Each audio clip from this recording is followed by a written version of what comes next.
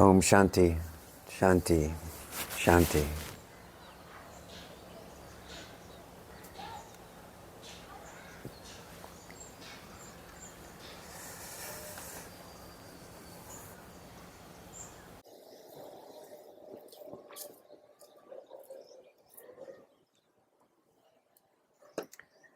So I keep looking over in this direction because this t-shirt has got my attention right now. This t-shirt which says happiness is a choice. Yes, this is beautiful. Yes. Happiness is who you are, isn't it? Yes. The choice is to acknowledge that or not. But once you do, then it's hard to ignore. And everything that comes in the face of that happiness which you are comes only so it can be released, be let go of. It doesn't come to stop you from being happy. It comes to show you the places in which the conditioning of this mind, in this body, in this lifetime, veil or hide the happiness which is your nature. So this t-shirt is beautiful. This is the choice we have to make all of the time until the recognition of the self as being, consciousness, becomes firm and stable. And it does. And it will for you also. So when you think, I have failed again, I am not happy in this moment, try to remember this is your opportunity. The opportunity to see what prevents, what veils your true nature as being, consciousness, happiness, from shining in that moment. This is a rare opportunity. You have to seize it.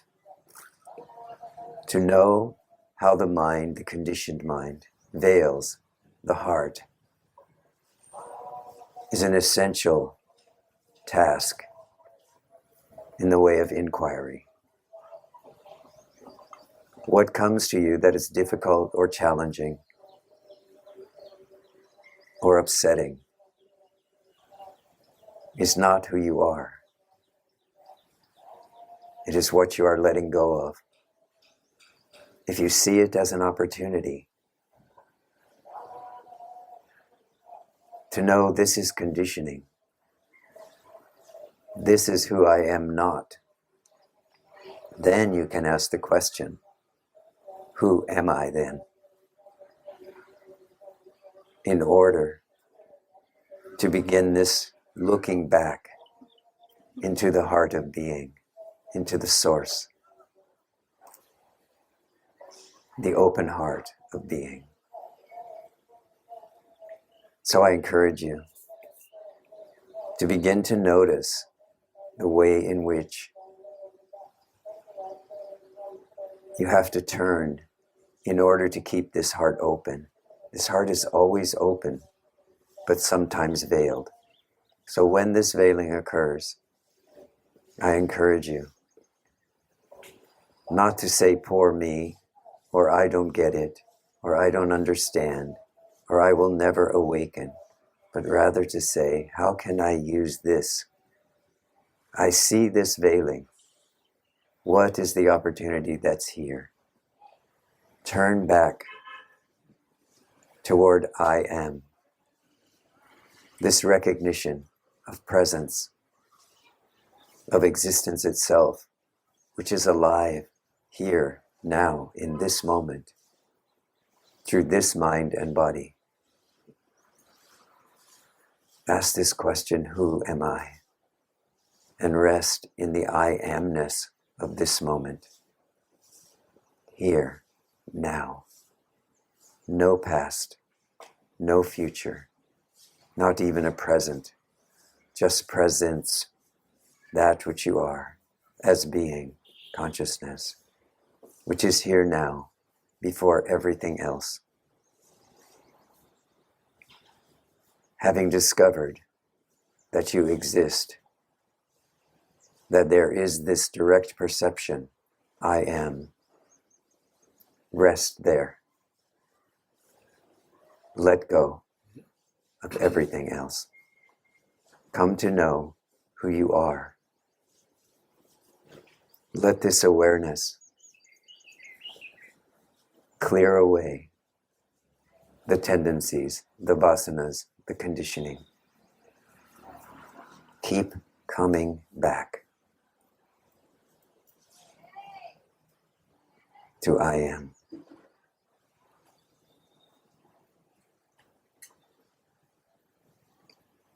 To this recognition of self-existence.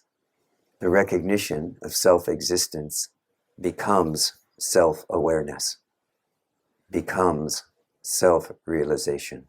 This is the way. Don't complicate it. Don't make it difficult. Remember, I am. That which exists here now is the Supreme Consciousness, manifesting as all of us, as all experience, as all of life, but remaining ever supreme. You are that.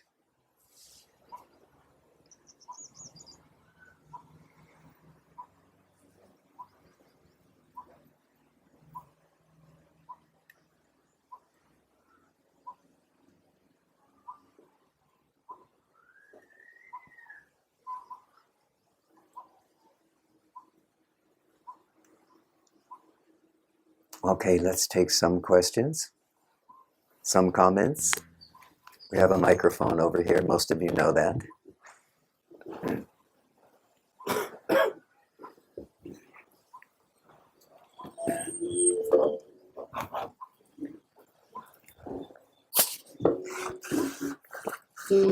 I guess you answer my question now, but I still found it still confusing for me, everything. So maybe I will still ask what I wrote.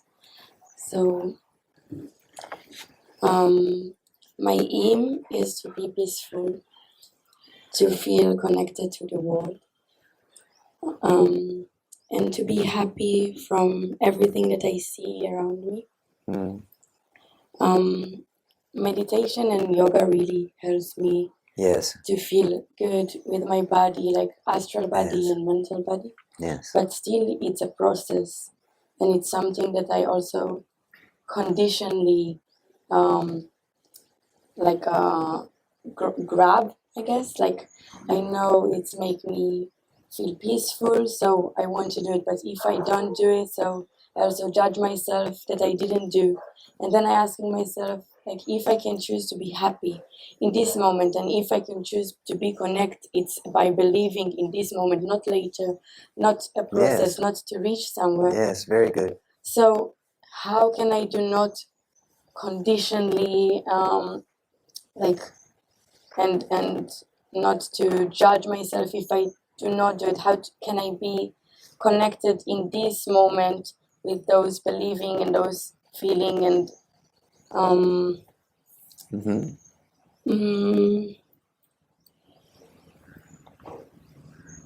and also, like, how can I choose to believe in my prayers and to know they will come true, and to believe it in this moment? How can I be sure that I do it good enough, strong enough, and in the good way? And if so then if I'm believing it strongly and I know it's happening, so do I still need to practice yoga or meditation, or it's just become like state? And I guess the I last think you need to slow down. There's a lot of questions here, and I haven't been able to answer any of them. Okay.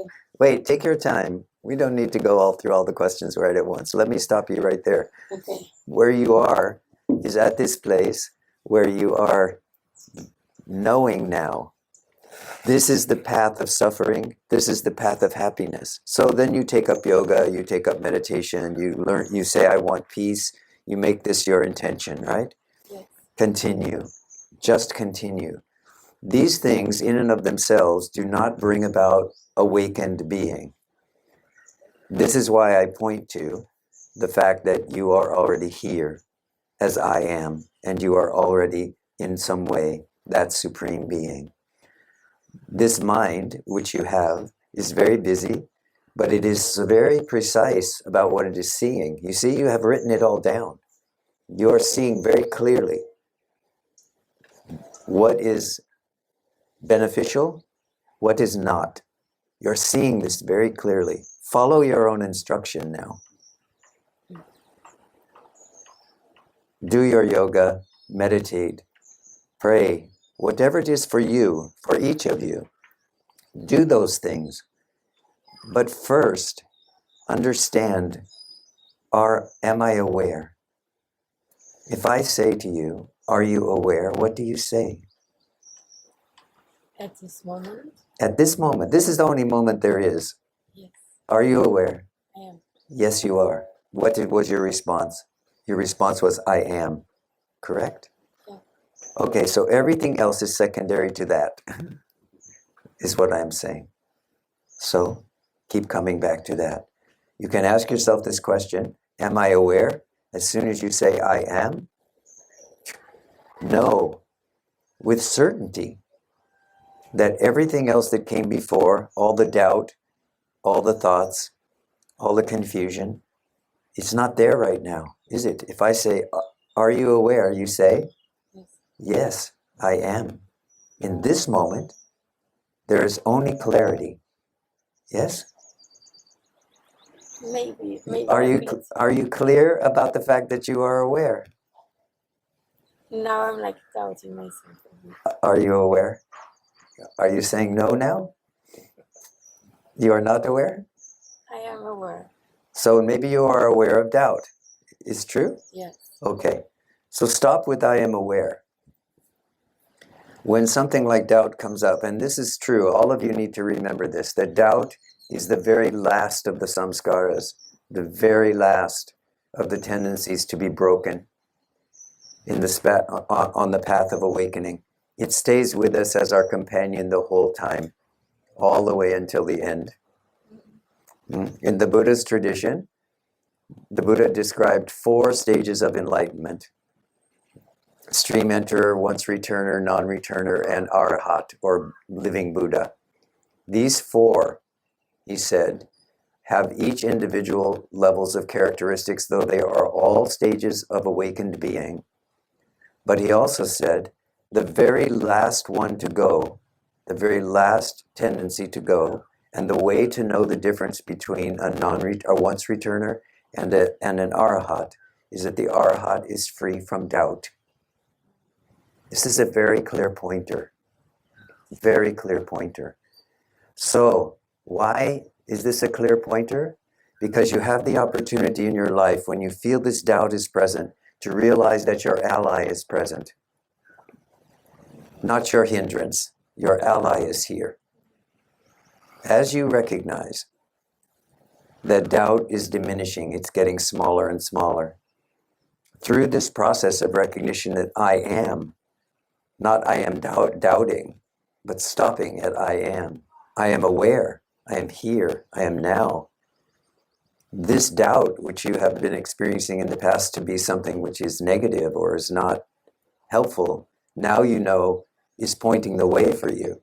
Because if doubt is present, you need to know that you are aware, here, now. Doubt comes from where? Does it come from here now, or does it come from the past? From a memory, from a conditioning state? I guess it would be both. Mm. It's awareing, but also it's about beliefs that I had in the past. Correct. It's about a Memories. belief from the past. That's absolutely right. So, are you willing to let go? Yeah. If I say there is no past which can benefit you in the now, do you believe it or not? Yes. Okay, if you believe it, then you just let go of the past. So when doubt comes, you know that when you feel this rising of doubt in the mind or in the heart, then know that what is arising is conditioning. What is arising is something tied to the past, whether it's the past in this lifetime or the past in another lifetime. You can just know that if doubt is present, the past is present. This alone can liberate you. I'm not that. I'm not the past. I'm not this doubt. I'm that which is aware here now. Okay? Okay. So, what was your next one?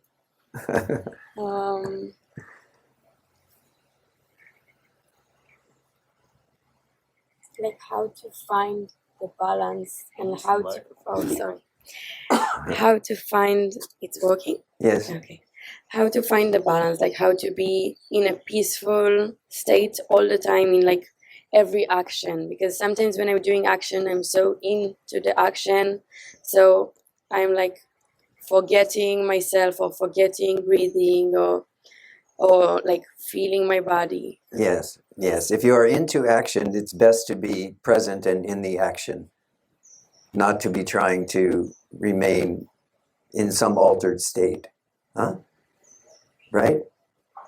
Yes, I guess. When you are in action, the simple question for you is, am I aware in action? If you are aware in action, then complete the action. Don't tie anything to it. Just complete the action. Be present as that which is moving. You see, consciousness in the realm of here, nowness, has two characteristics, stillness and movement. Meditation is the stillness component. That's how we experience it. Or being out in nature, walking through the forest, being at the coast, being at the beach, listening to the waves come in. Natural stillness comes over us. But when we are engaged in life itself, right, in the movement of life, best just to be engaged, be there, but know I am. This is what is happening. So just be present in it. Be present in it. When the movement subsides naturally, you will also come back to stillness. The question in both places, or along that continuum from stillness to movement, wherever you are along that, you can notice, am I aware? If the answer is yes, this is enough. Go ahead and live the life of the body, but do it as free from the desire to support an identity of me as possible. Do you understand? Not, yeah. You can move through the action and know that I am not the doer. This is what I mean. So just engage the action, but understand that you are not the doer. You are not the body. This is the expression of the self in some way. As long as there's no identification saying, I am this or that, you are still in sadhana. You are still engaged in practice, whether you are in stillness or you are in movement. Okay? Yes. But then another question like coming to me, because I know that I'm not the body, but sometimes like if my body is suffering, so I guess I'm not in balance. So then if I'm not the body, but I made it some way that I will body suffer. So sometimes I'm suffer from migraines, for example. Mm-hmm. And I know it's because of stress, and I know it's because of stress in the way I'm doing things. Also, this was the reason I asked the question about like doing something, because like if I'm cleaning something, so I'm cleaning it so much, and then like I can see that I have headache after, or like so. And if it's like that, so I understand that is not balanced the way and I feel it in my body, so it is me in some way, isn't it? No. Why not? Or like, how can I understand? You are not the body means there is a body, but I am not this body. This is the meaning of that.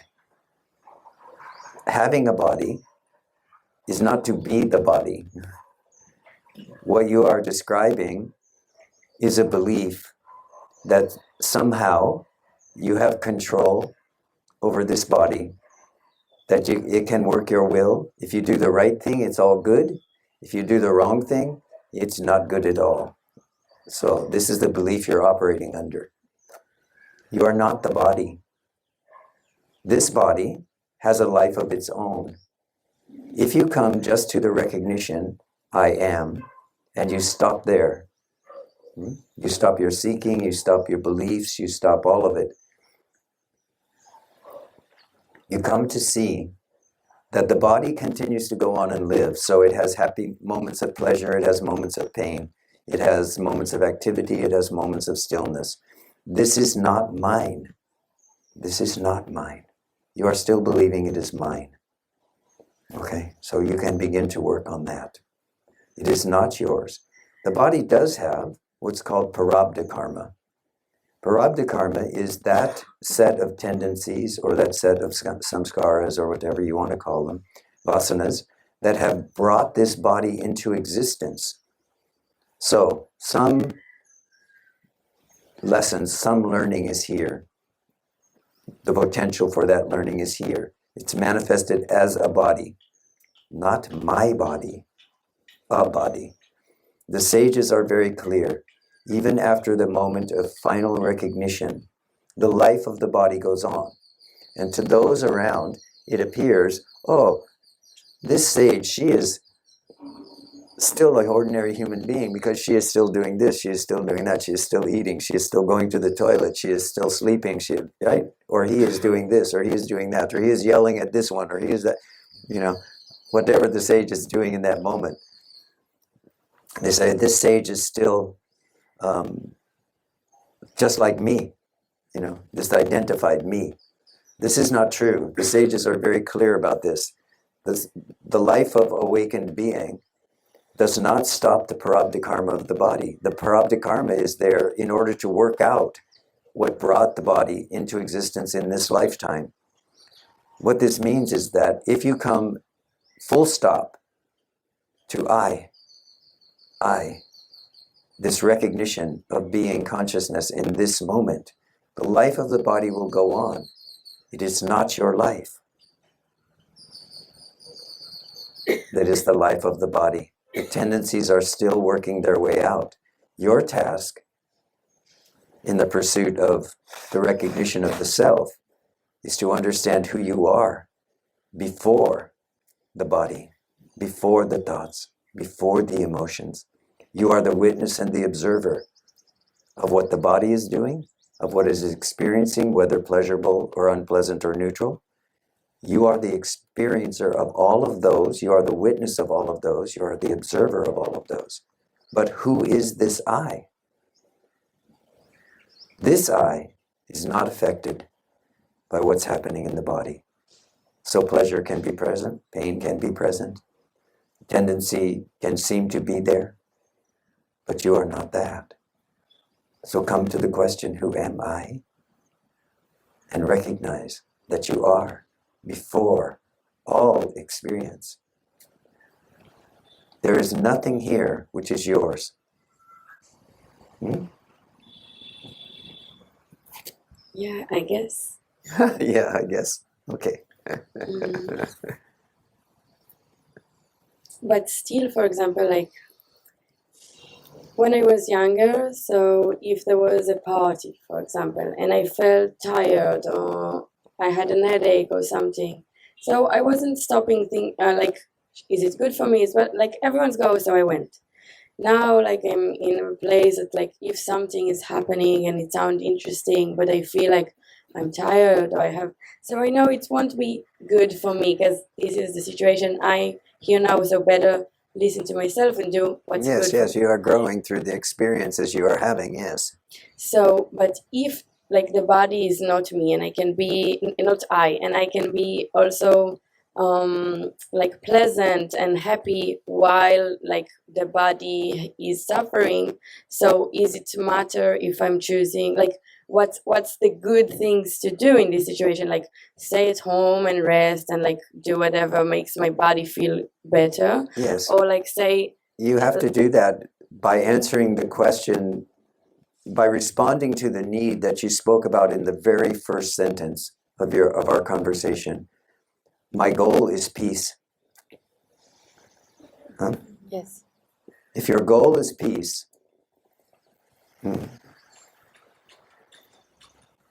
then you can ask yourself, in this moment, what do I need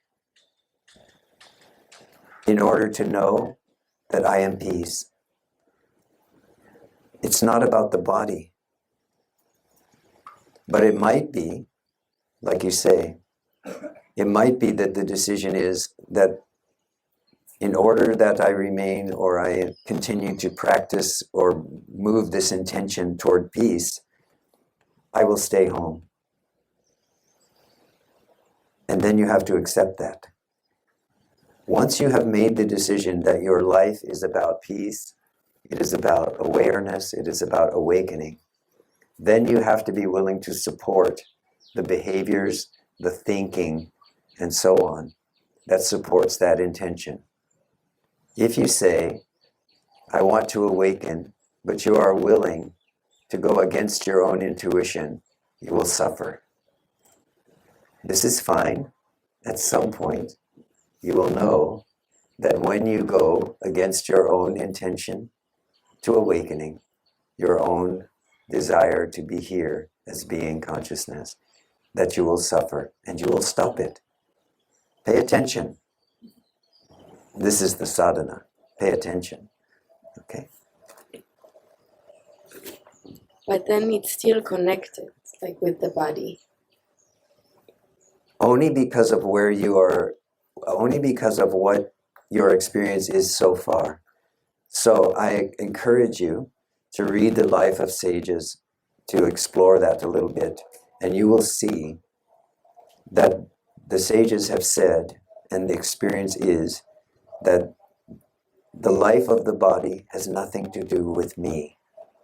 You are not there yet, but you can find inspiration from the ones who have walked this path before you and have come to know that they are not the body and what that means. Are you willing to not be the body? Yes. Are you willing to have a body, take care of that body, but for the purpose of sadhana, not for the purpose of pure enjoyment and pleasure in every moment, but rather just to understand using the body as the vehicle for awakening? You are already awake, but you don't know that yet. So now the body has to become your ally. So this is what I say, ask yourself, how do I move toward peace? Use your body. Your body will tell you.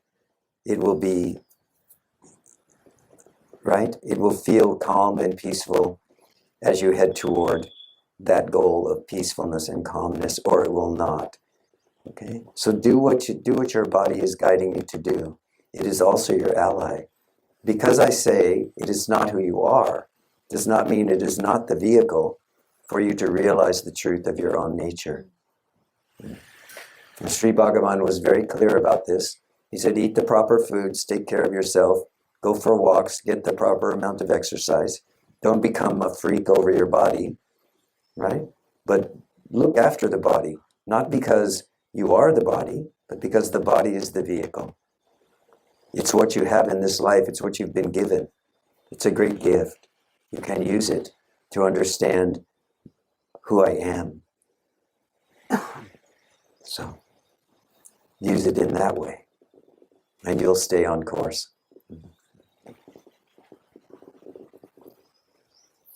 Microphone, back to the back.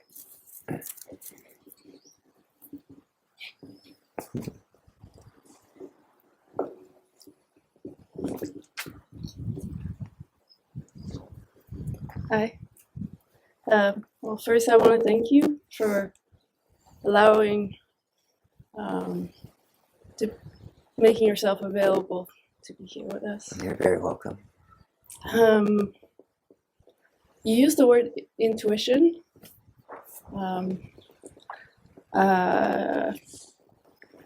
Sometimes it's can be tricky to distinguish between what is intuition and what is the tendency of the mind that has some fixed conditioning. So I'm curious if you have some words about that. How could be helpful?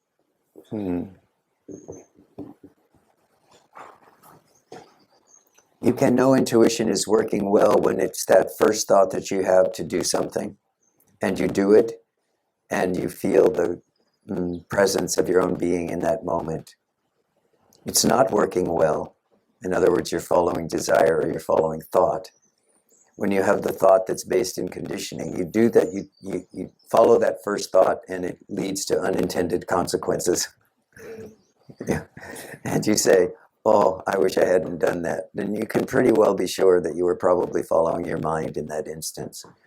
Intuition comes as a very pure movement from the heart. Yes? It's not really here. It's here.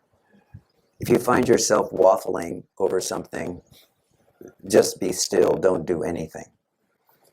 You know, if you have this desire to get up and go to the kitchen and get a drink of water, then just get up and go to the kitchen and get a drink of water. That's a simple example, but it applies to almost anything. When it's just there in the natural flow of things, then you can say you're operating in intuition, on an intuitional basis. The body is telling you drink, so do that. You can follow those kinds of intuitions. If you allow me a little follow-up, since I saw you last week here, I've been wanting to hear you on topic of grace and the role it can play in such a quest as we're discussing here.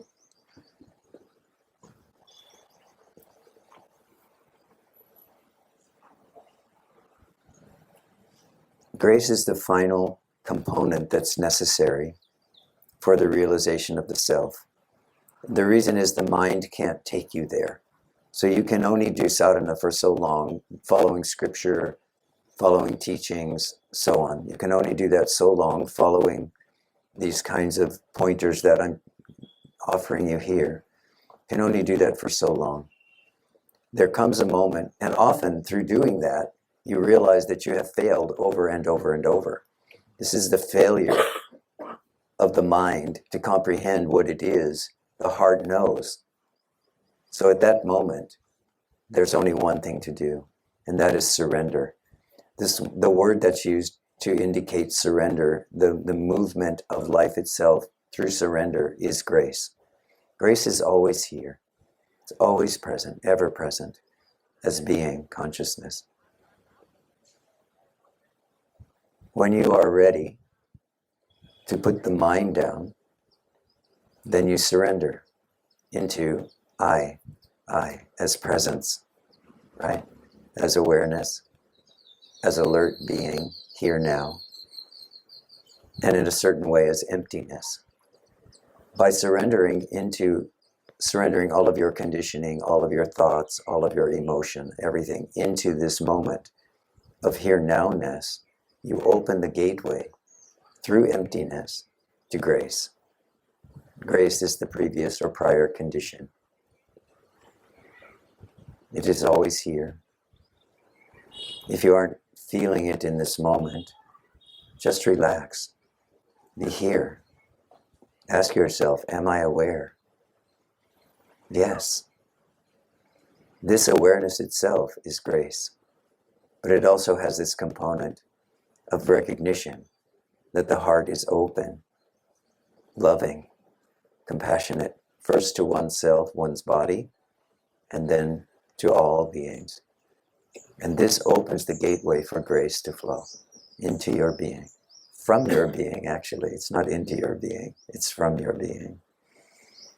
So. Thank you.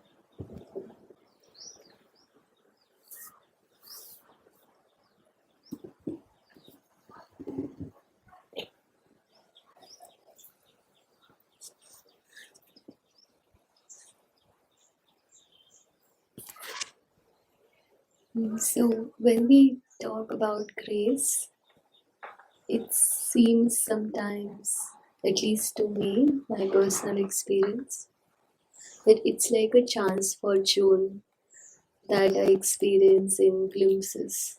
It's like what? A chance fortune, like Okay. like it just got lucky, Yeah, you know. you just got lucky.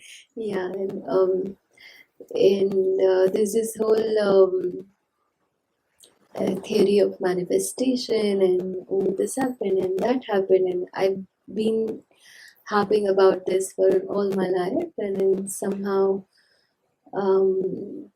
now I'm on that bridge where what you said, like grace is like the canvas on which all of this is like being painted. But for me to not see it as chance fortune anymore, and it feels too vast and to fathom sometimes. Yes. Because, Then don't. yeah. You know, you have to be careful because this tricky mind, Yeah. you know, it can even grab something as sweet and as loving and as open as grace and try to make it into a problem or into something that's difficult. This is this tricky mind that we have. So please don't try to make it into something your mind can understand. You cannot understand the mystery of this being. You cannot understand the mystery of what we call grace. You cannot understand this. What we're talking about is the mystery itself. So we have different names for it. We have intuition, we have grace, we have love, we have consciousness, we have being. All of these words that we try to use to conceptualize that which is just the open heart of being. So what you said evokes a sense of wonder. Yeah. And so like all along, whole of this manifestation thingy has been like, oh, it's positive and something just worked out and something whatever, you know, it's always been the one polarity, and that narrative has helped me to definitely come here. I wouldn't say no. I do want to give its due credit to that too. But when it's dropping away, it feels very. Maybe I've been dependent on that for so long and not being able to then embrace the dark parts of life. And so it never felt whole, for sure. Yeah. But this also, I'm not here yet, so I'm somewhere in between. Yes. Bit of a struggle there. Yes. Just keep noticing. Yeah, just stay aware. Stay aware.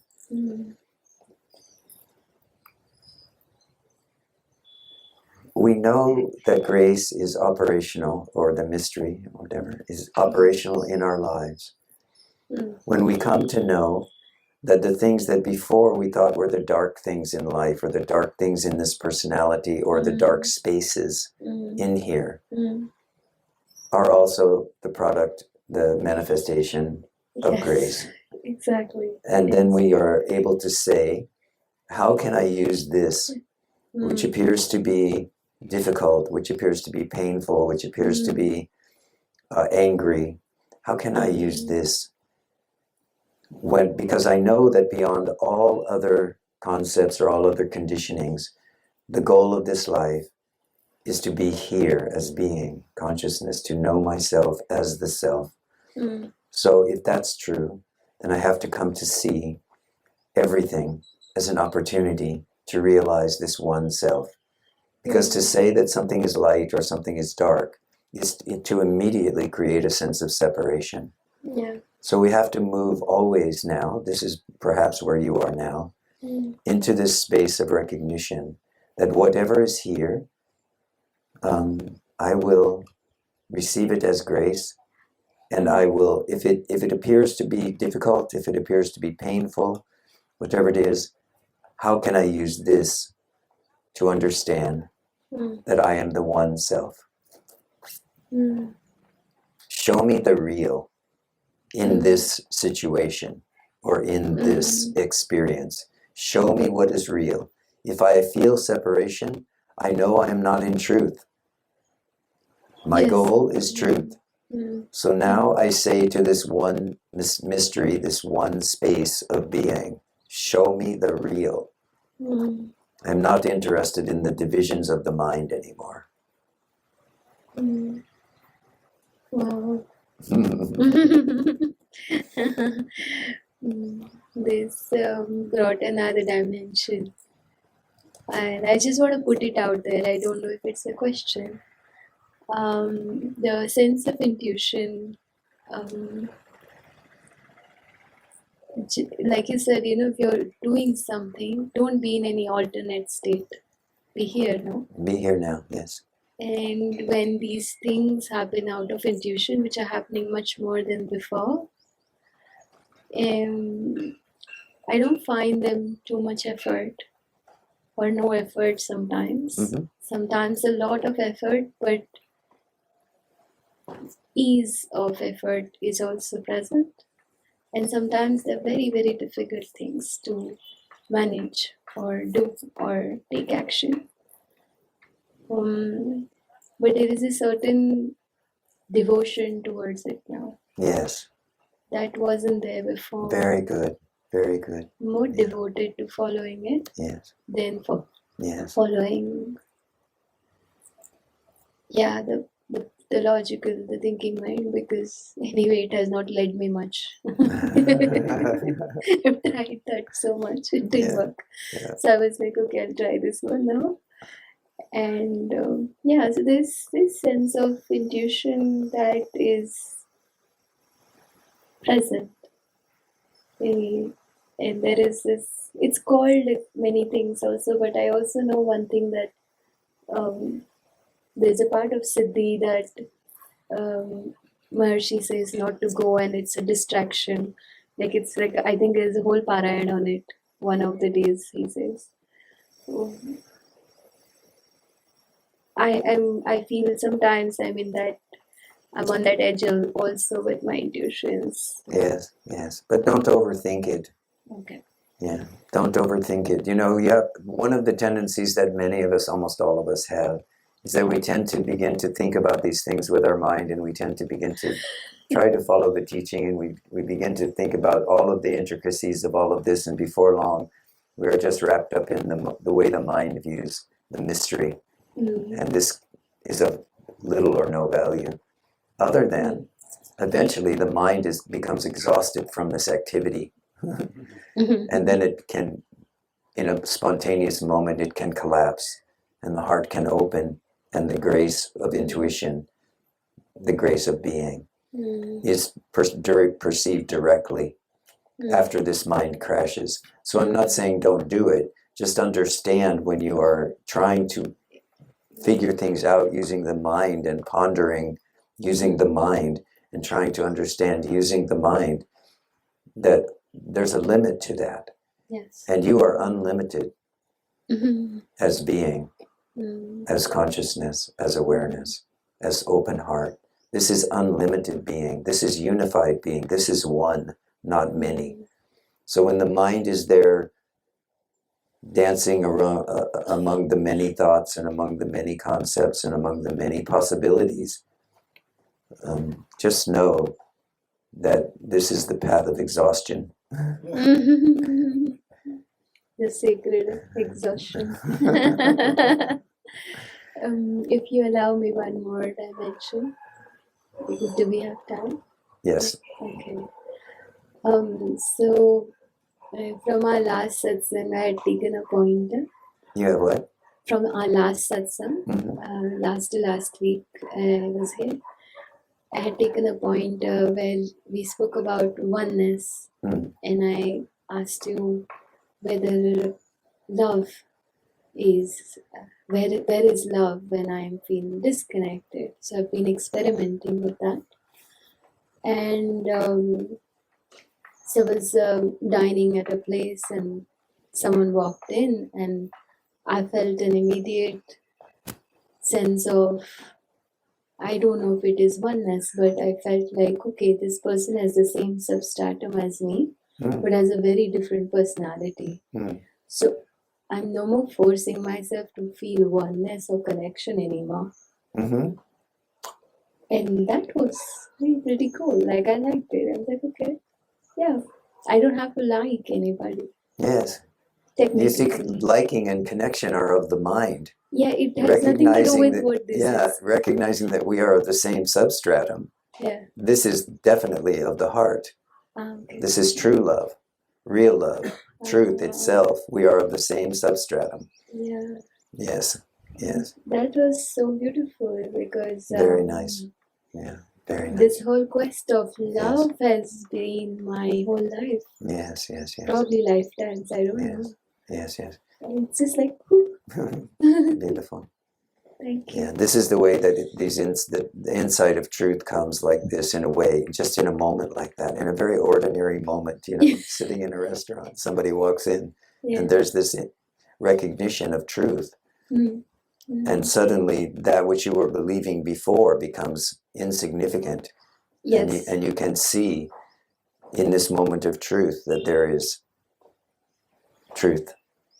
Yeah. Another layer that fell away was that I always had this sense of analysis of the person or whatever. I practiced psychology for 10 years, so it's a lot of conditioning there. Yes. To a person is like this, blah, blah, blah. And that also, I don't know how I'll practice now because the terminology is kind of falling away. So it was also very interesting to see. Yes. So the way you practice now is have your is to use the awareness which is here to have a sense of the open heart instead of the mind, instead of the psychological mind or the analytical mind. If the heart is open, you feel comfortable, you feel relaxed, you are here as presence.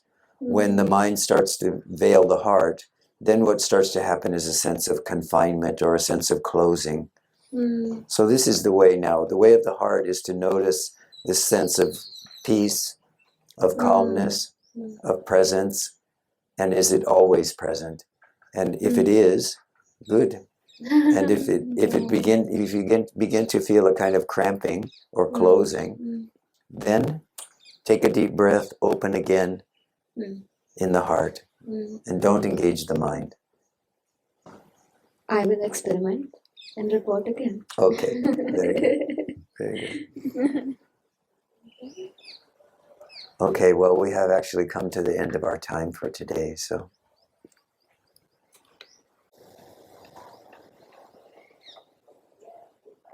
That which you are as the heart of being is guiding you home. Trust that. Trust what has brought you here, and trust what will bring you home. You can relinquish the idea now that you are doing this. You can let yourself feel this grace and this presence, which is drawing you in and calling you home.